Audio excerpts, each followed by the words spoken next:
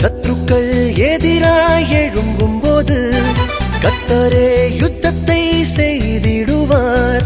வெற்றி மேல் வெற்றியை உனக்கு தந்து கர்த்தர் உன்னை மேன்மையாக வைப்பார்.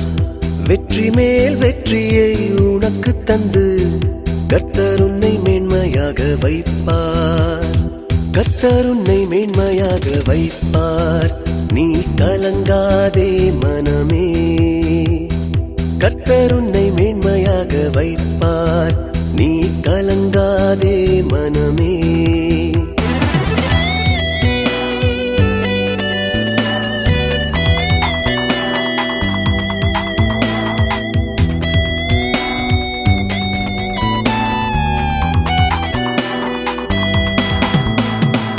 உன்னை அவர் தனக்காக தெரிந்து கொண்டார்.